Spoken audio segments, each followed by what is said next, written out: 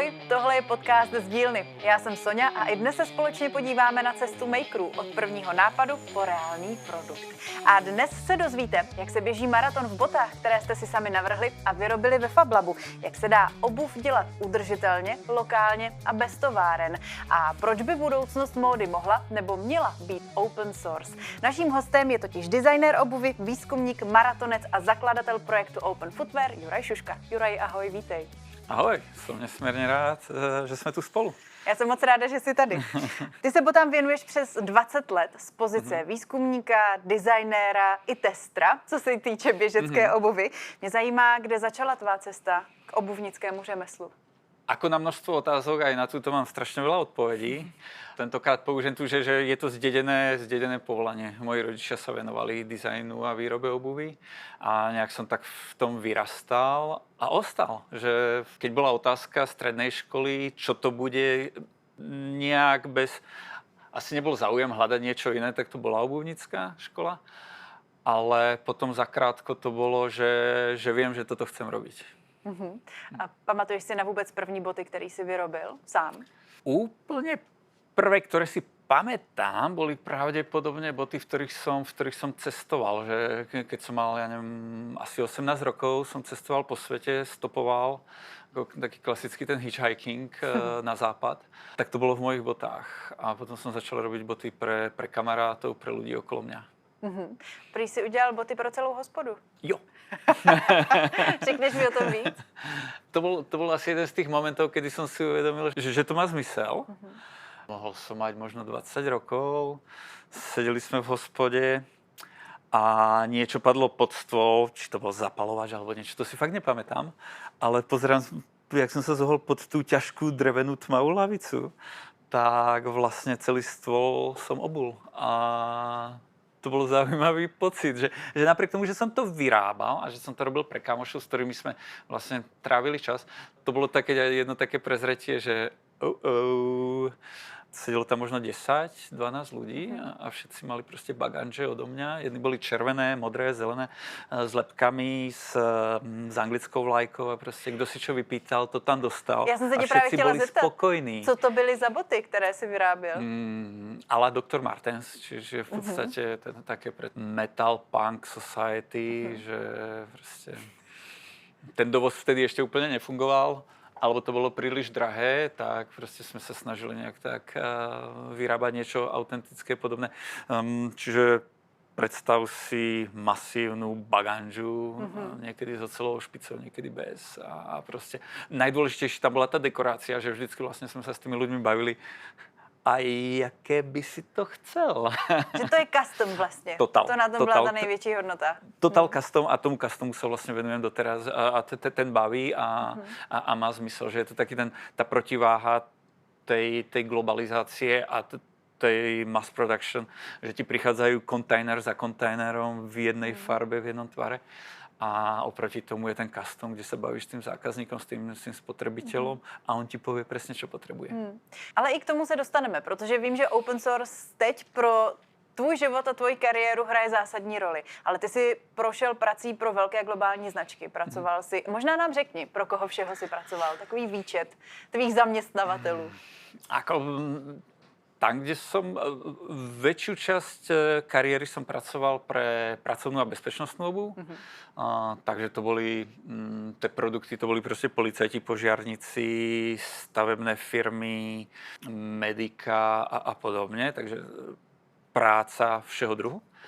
Potom teraz posledné roky, 2 roky a nejaké menšie projekty predtým sa venujem práve zdravotnej, ortopedickej a zdravotnej obuvi. Takže nejak viac sa priblížiť k tomu, ako tá noha funguje a ešte bližšie k tomu, že každá tá noha je iná. To viac menej som vedel už dávno, ale potom v tom zdravotníctve tam som videl fakt tú širokú škálu tých odchyliek od normálu a vlastně v tom se pohybujem stále a je to zaujímavé, mám to rád. Máš zkušenosti z toho obuvního průmyslu v tom pravém slova smyslu, ale zároveň si říkal, že jsi i výzkumník, nebo já jsem tě tak uvedla. Tak mě zajímá ten tvůj výzkumný projekt, díky kterému si získal dizertačku, a to je projekt, který se díval do minulosti a zároveň propojoval to tvé, nebo to obuvnické řemeslo s tvojí láskou k běhání. Co to bylo za projekt?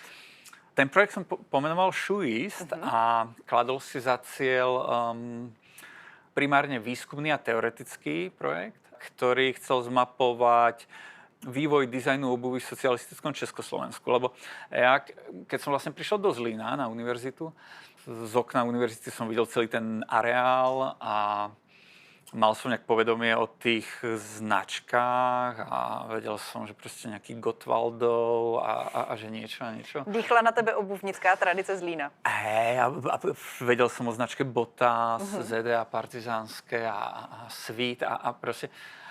A zároveň som začal pracovať pre české a slovenské firmy, konkrétne napríklad Botas Moleda a ZDA partizánske. A ako dizajner som chcel sa dostať do tej histórii, že na to by sme sa mali pozrieť a z toho nejak vychádzať a na to nadviazať. Lenže nebolo to spracované. Takže rozhodne nie som najlepší výskumník, ale bol som jediný, ktorý bol ochotný sa tomu venovať. Takže ak hľadáš knihu, ktorú proste fakt potrebuješ na svoju prácu a nikto ju nenapísal, tak si ju napíšeš sám. Čiže asi tak, že ja som to potreboval ako dizajner pochopiť to obdobie vlastne od znárodnenia po privatizáciu, lebo historicky Československo bolo veľmi významný výrobca obuvy vďaka Baťovi, alebo firmy Baťa, ale potom aj to obdobie socializmu bolo, čo sa týka kvantity, výrazne rástlo, čiže tie znárodnené podniky sa rozrastali jak do množstva výroby aj nových technológií, ale bolo to veľmi zaujímavé obdobie a chýbali data, tak sme začali. Sme priniesli a jeden z takých vedľajších produktov, tých vedľajších produktov neplánovaných bolo viacej. Jeden z nich, že sme vytvorili spolu ešte s kolegami najväčšiu zbierku československej obuvy vlastne vôbec. Čiže keď si predstavíš akékoľvek české alebo slovenské múzeum, tak z toho obdobia, z toho socializmu nikto nemal tak veľa párov, ako sme pozbierali my. A vlastne celé sme to zdigitalizovali a vlastne doteraz to slúži ako nejaká predloha pre dizajnérov alebo filmárov a pre kohokoľvek, kto to potrebuje. Takže to bol taký ten štart. A ty si říkal, že je to hlavně teoretická práce, ale má reálné praktické výstupy. Áno. Jaké? Áno. Protože ty si díky tomu navrhl svoji první běžeckou botu, je to tak? Áno. A možno celý ten úvod, že asi v tom čase, jak som na tej práci pracoval alebo začínal pracovať, tak som prišiel ešte aj na druhú vec. Ja som nikdy nebol športovec, nikdy v rodine sme nepozerali, proste skončili správy a začal šport, tak sa to vypínalo, lebo to nikoho nezaujímalo. Ale ako rodina sme športovali, ale nie nejak tak hardcore. A cez ten dizajn obuvy som si raz tak uvedomil, že tak som tak rozmýšľal, aký je najlepší spôsob, ako otestovať obuv. A som prišiel na to, že logický maratón, že proste 42 kilometrov je dobrý štart. Tak som išiel, v tom čase som bol na Erasme v Anglicku, som išiel do knižnice a tam som hľadal knihy podľa nápisu How to run first marathon easy and fast a podobne. Čiže to išlo, že ako jednoducho sa dostať k cieli. Požičal som si 3 tie knihy, pozeral som sa, ktorá mala najjednoduchší štart, alebo najmenej kládlo na mňa nápor, tu som si zobral. Podľa toho som začal trénovať a vlastne dizajn obuvy ma vlastne doviedol k behu, nie opačne. A keď už som teda bol dizajner a bežec, tak bolo otázka času, kedy sa to pretne. A práve v tej dizertačke som našiel veľmi populárnu obuv, ktorá v 80. rokoch 20. storočia bola vyrábaná v československých národných podnikoch. Tá obuv sa volala Maratón a vyrábali to rôzne národné podniky, či už to bolo ZDA partizánske, Svít alebo Botana Skuteč, teda firma, to, čo ľudia poznajú ako Botas. Všade sa v nejakých odmenách tá bežecká obuv vyrábala. V rámci tej dizertačnej práce som vlastne našiel výrobcu, ktorý stále mal tú technológiu, mal prístup k tým materiálom a spolu sme nejakým spôsobom reinkarnovali ten model alebo tú modelovú radu. Vyrobili sme novú botu, rozhodol som sa ju otestovať, tak sme vlastne začali nejak tak... To bol fakt taký štart. V tomto prípade som sa dizajnersky moc nezapojil, lebo som naozaj ma zaujala tá historická hodnota, tak som to len nejak esteticky, farebne sa na tom podielal. Ale dôležitý bol ten test a ten test mi povedal, OK, tá technológia aj v dnešnej dobe je na dobrej úrovni, je tam veľmi dobrá životnosť tých materiálov, je tam relatívne jednoduchá vyrobiteľnosť, lebo akúkoľvek inú bežeckú botu, ktorú som si chcel kúpiť, tak pochádzala z Ázie, vyrábaná na strojoch, ktoré u nás neexistujú. Tie výrobné linky je nulová šanca, aby sa tu objavili. Tie materiály sú vlastne taktiež vyvíjané, vyrábané v Ázii, takže ich sem nedostaneme. Takže vlastne celá tá výroba ušla niekde inde a tuto sa už na tom nedalo pokračovať, alebo to vyzeralo, že sa nedá pokračovať. Tak som začal rozmýšľať, že či naozaj sa nedá. Nejenom přemýšlet, ty si ten nápad nebo tu ideu začal rozvíjet ještě více a tak vznikl projekt Open Footwear. Co to vlastně je? Presne tak. Nutno dodať, že medzi tou botou 1 a tým projektom Open Footwear uplynulo zase niekoľko rokov, že to nebolo tak raz na raz. Práve presťahovali sme sa do Brna. Ja som sa začal ďaleko viac venovať digitalizácii a tomu dizajnu obuvy v digitálnych nástrojoch, či to boli 2D kedy na modelovanie, 3D kedy na dizajnovanie, 3D tisk a nejakým spôsobom som sa ocitol vo FabLabe alebo blízko FabLabu a som začal zisťovať, že OK, to sú vlastne tie nástroje, ktoré dokážu demokratizovať výrobu. A v tom zmysle, že odrazu tú botu vieme vyrobiť teoreticky kdekoľvek. Ak budeme, OK, máme nejaké jednoduché materiály, máme stroje, lebo vieme, že ten systém FabLabov je globálny fenomén, alebo že máme viac ako 2500 FabLabov na svete. Takže ja keď urobím dizajn, ktorý sa dá dizajn boty, ktorá sa dá vyrobiť vo FabLabe, tak automaticky viem, že sa dá vyrobiť kdekoľvek na svete a to nejak sa nabalilo, že vznikol Open Footwear. Jak vypadala první bota, která byla v rámci projektu Open Footwear? Protože ty si vlastně vytvořil design a dal si ho k dispozici lidem jako open source s nějakým návodem.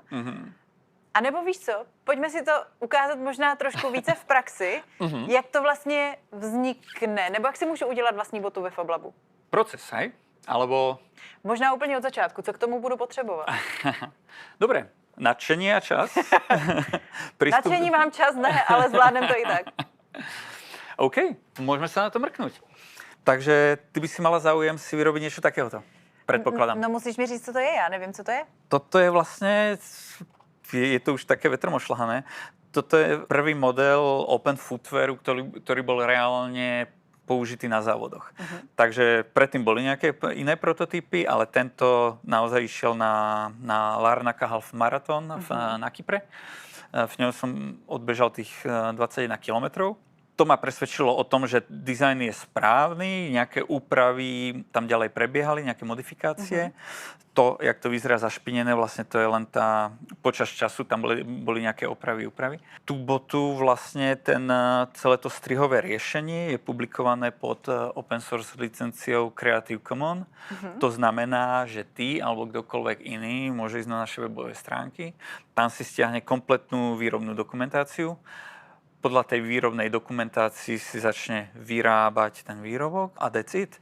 Vlastne dôležité, keď to porovnám, toto je tá bota, o ktorej sme sa bavili predtým, čiže to je tá bota, ktorú ja som vlastne redizajnoval, historický model. Je zložitý na výrobu, strašne veľa materiálov, veľa šitia, proste odhadom, keď sa na to tak pozriem, tak sme na 8 až 12 materiálov. Zložité. To vo FabLabe nechceš vyrábať. Naproti tomuto, tu sme to osekali na minimum, Zo spodu je to guma alebo príš, EVA forma, tá sa dá kúpiť proste v platniach a vrchový materiál. Môže byť prírodný alebo syntetický. To je v podstate všetko, čo potrebuješ. Tieto 3 materiály, znalosť digitálnych nástrojov, digitálnych technológií a máš botu.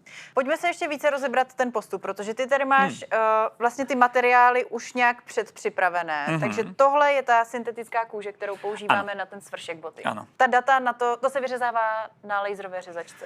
Áno, presne tak. Takže já si stáhnu nějaká data, upravím si velikost podle délky své nohy. Áno, zmeraš si délku svojej nohy v milimetroch. K tejto dĺžke si pridáš, odporúča sa 8 až 12 mm dĺžky, aby si mala správnu dĺžku boty, čiže tá bota má byť 8 až 12 mm dlhšia. Klikneš si na zip file v danej veľkosti, dáta sa dostanú k tebe do počítača, stávajú sa tvojimi, nikto ti ich už nezobere, nikto ti ich nezmení. Ale ty si ich môžeš zmeniť. To je možno na taký dôležitý side effect, ešte ten taký bonusový. Ty keď si to... Ale k tomu se, Juraj, možná dostanem. Já bych teď udělala tohle. Ty si ho chceš najskôr vyrobiť. Já si chci nejdřív vyrobit a pak se k tomu dostanem. Takže možná ještě jakoby jednou. Máme tady nějaké materiály, máme tady syntetickou kůži, vidím nějaké nitě, vidím lepidla. Tohle nevím, co je. Pojďme si to rozebrat. Takže veľmi jednoducho. Máš data. Data máš z webu, potrebuješ materiál, ten môžeš kontaktovať mňa, ja ti môžem pomôcť so zohnaním materiálom, prípadne, a to je také najpriamočiarejšia cesta, kde všade posielame ľudí. Choďte do prvej opravovne obuvy v regióne, tam sú všetky tieto materiály. Fakt sme išli na tú absolútnu jednoduchosť, takže potrebuješ vrchový materiál, syntetický alebo prírodný. Ja používam syntetický kvôli tomu, že my tým botám dávame pomerne dosť zabrať. To znamená, tá bota môže mať kľudne najazdených, za chvíľku bude mať, môžeme sa k tomu dostať 1000 kilometrov. Přímo tahle bota? Přímo tahle bota. Práve tú botu používame, keď je špinavá, hodíme ju do pračky. Jasne. Opereme, očistíme, prípadne vymeníme. Na to je to perfektné. Ak si niekto robí botu na chôdzu, prírodná úseň je úplne geniálna, choďte do prírody, do prírodných materiálov. Dneska šport veľmi málo používa prírodné materiály, skôr je to v tej syntetike práve kvôli tej účelovosti a životnosti. Takže máme matroš. Druhú vec, čo potrebujem, je zo spodu vlastne podrážka, ktorá robí protišmyk.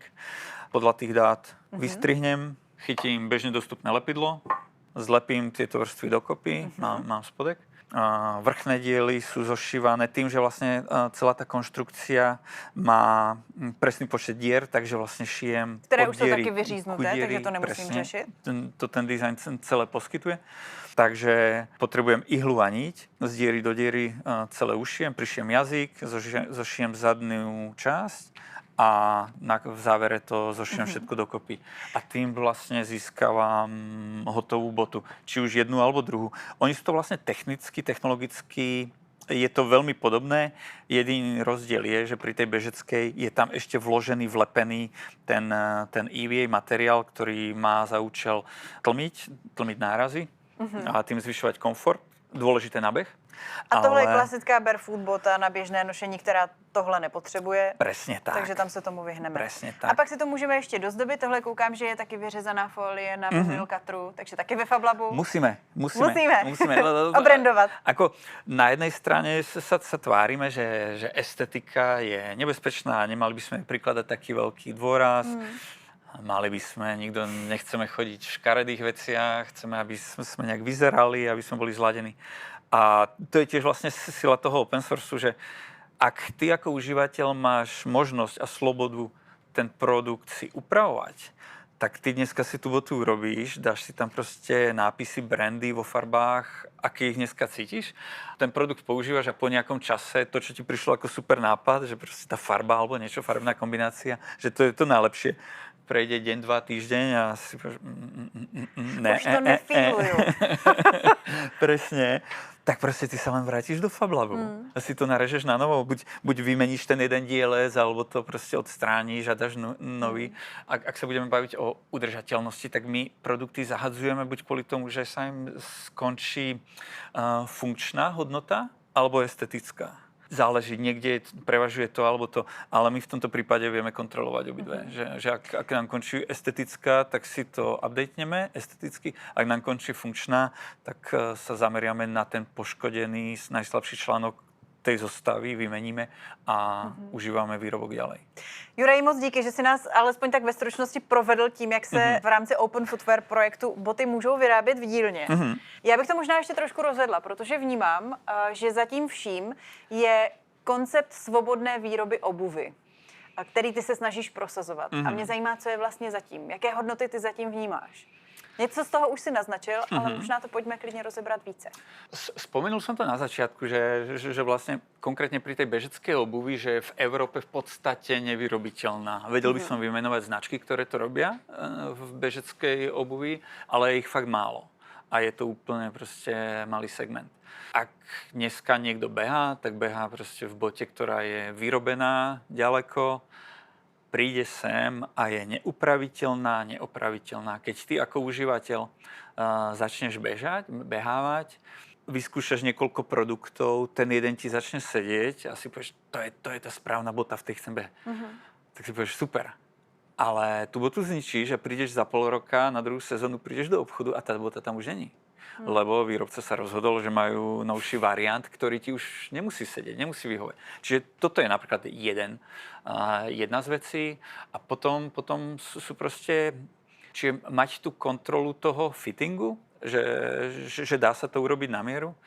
Druhá vec, nie každý má prístup alebo budget na to, aby si to kupoval a proste pre niekoho je jednoduchšie si to vyrobiť.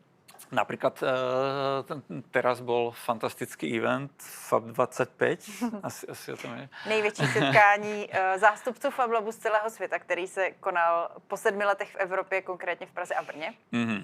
Tak keď poviem, že stade, aké máme feedbacky a že koho vlastne ten projekt nadchol. No počkej, ty jsi měl jeden z nejpopulárnějších workshopů, který tam byl. To nevím. To se stály fronty. Aby si lidi mohli podle tebe vyrobit vlastní boty, já to vím. OK, tak to rád počujem. Feedback, že tým, že tam boli ľudia zo všetkých kontinentov, tak bolo pre nás veľmi zaujímavé sledovať, že kto a kvôli čomu prišiel. Že inú motiváciu má proste človek, ktorý príde proste zo západnej Európy, Holandsko, Belgicko, proste Škandinávia. Ale zároveň tam prišli ľudia proste z Afrika, Ázia a niečo. Tým, že to boli makery, tak prevažovalo to nadšenie, že môžem, tá sloboda. Ale zase ukázali sa tam, a to som bol napríklad prekvapený, že tam prišla pani z US, že ona má nejaký Makers Lab na nejakej strednej škole, ak som to správne pochopil. A že napríklad tam je že povinná uniforma, že je to tam dané. A že tamté deti majú problém v tom, že si veľmi potrpia na to, aby každý tá uniforma, aby vždycky vyzerala ako nová. Takže veľmi rýchlo sa tam zahadzujú veci, len kvôli tomu, že už je niečo trošku ošupané. A ona vlastne prišla, jak zvládala tú našu prezentáciu, prednášku, povedala, že ja to donesiem tam. Samozrejme, musí to prísť nejakým schvaľovaním, aby sa z Open Footwear projektu stala uniforma pre nejakú americkú strednú školu. Ale povedala, že s tým sa ona pohrá. Tak potom odrazu sa tam otvára cesta, že tie deti, tí študenti si tam môžu niečo vyrobiť a keď sa im to nepáči, tak si to môžu upraviť a prerábať. A to je fantastické. Ja som mal botu, ktorá mala za sebou viac než 700 kilometrov. Bola esteticky zničená aj funkčne. A ja som vyradil vlastne tie dve najopotrebovanejšie časti, čo bola medzipodešva a päta. A odrazu, čo sa stalo, že vlastne keď na akomkoľvek výrobku zoberieš tie dve najhoršie veci a vymeníš ich za úplne nové, tak odrazu ten produkt vyzerá ako nový. Keď máš barák a máš proste zlé okná, dáš nové okná, si povieš, wow, ten pocit, že skoro nový barák. Na aute, ak máš proste lak, tak prelakuješ auto a si povieš, wow, a funguje to aj na botách. Málo kto to tak robí, ale my sme to otestovali, funguje to. Je tam teda nějaké right to repair, možnost si opravit tu věc, když část nefunguje. Ano. Vnímám tam customizaci, že si Ano. tu botu můžu udělat podle sebe, nejenom esteticky, ale i funkčně. Když mě tam něco nesedí, můžu si to seříznout, upravit ten model jako takový. Ale je zatím i ten open source design. A mě zajímá, jak by si ty přál, aby se do toho zapojila komunita třeba jiných designérů z celého světa kolem FabLabu, kteří se zapojují třeba do open source softwaru, které pomáhají designérům. Tak jak bys chtěl, aby se komunita podílela na projektu Open Footwear? Ten open source princíp je nevyhnutnosťou. Bez toho to nejde. Že teoreticky, ty keď si kúpiš výrobok, chceš si ho opraviť, nemáš technickú dokumentáciu na to, aby si čokoľvek upravil. Že už to je problém dneska. Hej? A práve ten open source dáva, že mám nielen výrobok, ale aj tú dokumentáciu. Nesmierne dôležité a vlastne s tým začíname. A možno tú ideu ešte, že moja predstava od začiatku bola, že Open Footwear bude nejaká taká platforma. Čiže ja to začnem, ako prvé tam dáme tú bežeckú botu, lebo to je to najnáročnejšie. Ak ja urobím najskôr bežeckú botu, tak ľahšie presvedčím ľudí, že to funkčne dáva zmysel, že sa to dá a potom môžeme ísť na barefoot a môžeme robiť sandálky a kadečo. Takže to bol ten štart. Ale idea bola, že ten Open Footwear proste otvorí dvere ďalším dizajnérom a ďalší dizajnéri do toho môžu pridávať svoje vlastné dizajny. Čiže idea je, že z toho bude nejaká knižnica, kde aj ďalší dizajnéri môžu pridávať. Něco jako Thingiverse, nebo Printables pro 3D tisk. Áno, presne, v tomto. A keď sa pýtaš na to pokračovanie, tak má to aj pokračovanie, lebo sme zároveň aj definovali, že ak už tam tá knižnica je, ak už prinútime alebo namotivujeme užívateľov, aby tam prišli a aby si to začali vyrábať, tak odrazu nastáva problém softwarový. Že v akom softveri sa to dá robiť. Ty tvoříš v čem mimochodem? Toho je viacej. Čo sa týka 3D modelovania, celý workflow som už preniesol do Blenderu, ktorý je open source. Nedám na to dopustiť. Pracoval som aj s vlastne proprietnými 3D CAD systémami pre obuvníctvo. Nebol som s nimi spokojný, ostal som v Blenderi. Problém ostáva pri tých konštrukčných, že tam sú nejaké špecifika, tie softvery sú fakt drahé, fakt drahé znamená, že licencia nejakého obuvnického CAD systému stojí 1500 až 8000 eur na jeden počítač. A teď se bavíme o tom převodu z 3D modelu do 2D konstrukce? Nie, čiste 2D konštrukcia. Či je to vlastne to strihové riešenie. Čiže keď sme tuto, aby som si urobil to sú všetko vlastne 2D dáta. Čiže užívateľ, keď príde na naše stránky, tak si stiahne nejaké SVGčko alebo nejaký iný vektorový formát. Ak riešim jednu jedinú botu, tak si zoberiem tie vektory a si ich poupravujem, zmením si šírku, dĺžku, zmením si vlastne výkrojovú líniu a dá sa to. Ale keď ako dizajner to potrebujem robiť, tak je to náročnejšie, lebo ja to potrebujem urobiť raz, aby som to mal na všetky veľkostné čísla a je to také zložitejšie. Práve na to potrebujem dobrý obuvnícky CAD systém, čo sme zistili zase na FAB25, že je obrovský problém. Alebo tak, to, že to je problém, sme zistili už dávno. Ale na FAB25 sme zistili, že teoreticky na to existuje riešenie, tak to teoreticky, ak sa bavíme o budúcnosti Open Footwearu, tak možno Open Footwear by mohol pomôcť tým, že v spolupráci s FreeCADom urobíme nejaký špeciálny add-on, kde by sa to dalo všetko upravovať, lebo ak Open Footwear má byť knižnica, kde dneska ľudia si vlastne sťahujú už hotové dáta, ale v nejakých dostupných vektorových softveroch si ich môžu upravovať, ale je to také upravovanie, neupravovanie. Také z pohľadu môjho ako profesionála nie je toto správne riešenie. Tak vlastne teraz sme sa začali baviť o tom, že urobiť nejaké poloprofi riešenie, kde človek si vlastne môže stiahnuť ten parametrický model, v ňom urobiť tie úpravy a automaticky už to bude mať tú úpravu prenesenú do celého sortimentu, čo by mohlo akcelerovať vlastne prínos tých nových dizajnov alebo to množstvo tých nových dizajnov v platforme. Pojďme se nakonec možná ještě vrátit k tomu, co stálo úplně na začátku, a to je běhání. Protože tady jsou nějaké medaile, to jsou tvé medaile, to jsou Jurajovy medaile, ne moje. Tak co všechno už si ve svých open footwear botách uběhnul? A co všechno zvládly tyhle boty? Je zaujímavé, že v podstate ja mám, dajme tomu, 5 párov minimálne bežecké obuvy open footwear, lebo sa stále to nejak vyvíjam, upravujem a tak. Ale v podstate, keď nad tým tak rozmýšľam, tak asi všetky behy som odbehol iba v jednej jedinej a to bola práve tá prvá, že...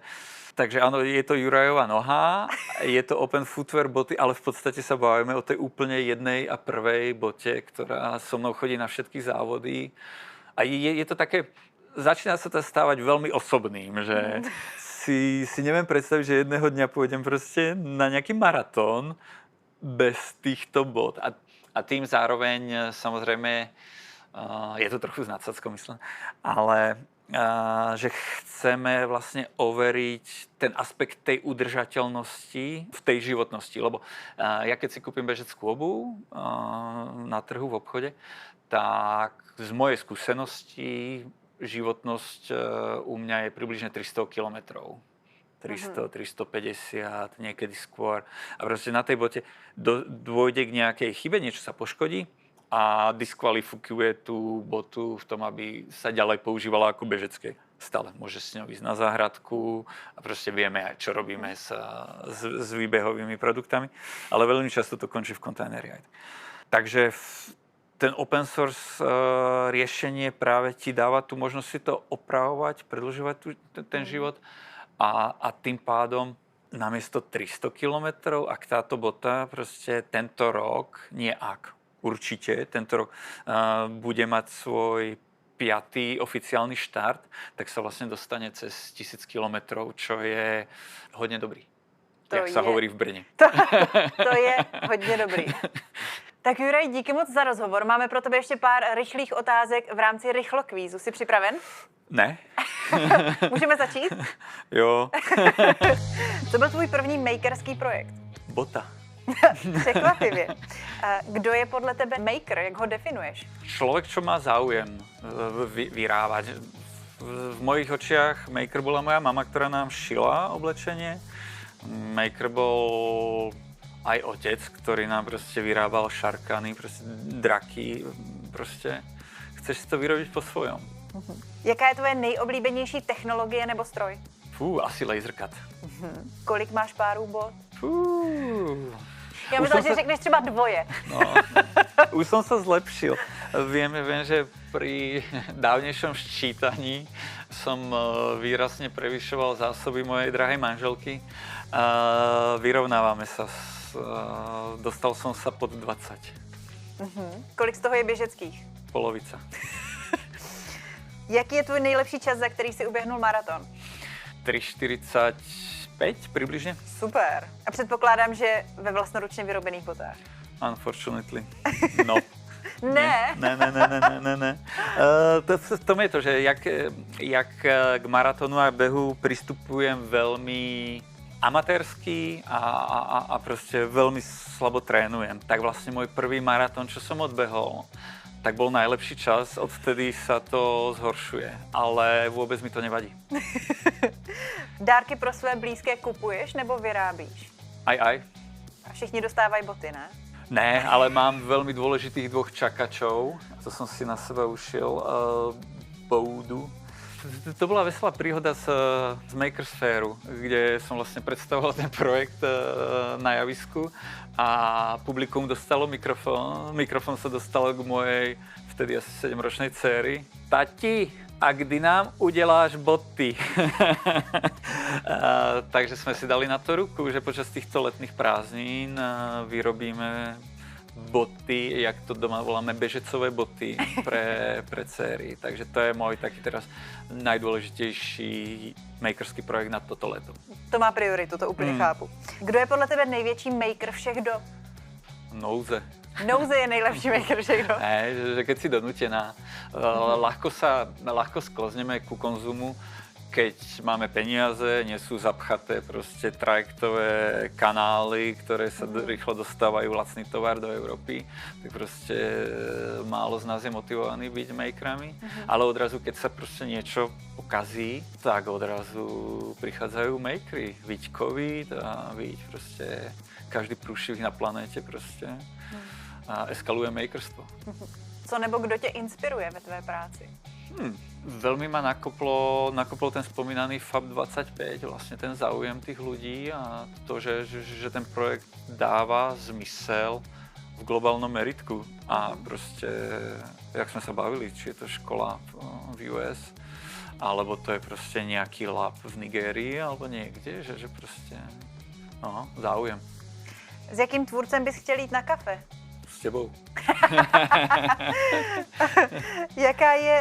Jaký je podle tebe největší mýtus nebo lež o prototypování? Neviem, nestretávam sa asi z nejaký... Asi tak často prototypujem, že už to ignorujem a proste viem, že prvý prototyp je zlý, druhý prototyp je zlý, v treťom sa možno niečo dá. Ne, je to cesta, ale otvorená cesta, takže... Juraj, díky moc za tvé odpovědi, že jsi byl hostem podcastu Z dílny a budu se těšit na viděnou ve FabLabu. Díky moc, bolo mi potešením a ďakujem FabLabu za tento fantastický priestor, lebo bez neho by tento projekt nevznikol, takže díky moc celému týmu a všetkým makerom, čo sú tu. Je mi potešením byť súčasťou. Nám taky.